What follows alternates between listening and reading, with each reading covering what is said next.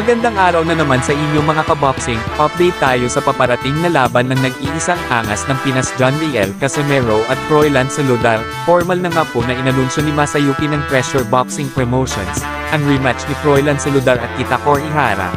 Ito ay magaganap sa January 26, 2024 sa Cebu City. Matatandaan na sa huling laban nito ay pinabagsak ni Froilan Saludar ang Hapon na si Kitakor Ihara sa loob lang ng first round noong October 2023.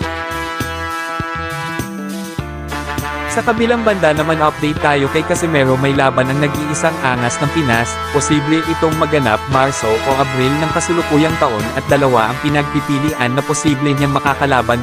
Ito ay si DJ Doheny na rank number 3 sa WBO at Liam Davis, ang isang undefeated fighter na may 15 wins walang talo at lumalaban sa Super Bantamweight Division. Abangan natin yan mga kaboxing, pa-follow, like and share mga idolo. Maraming salamat.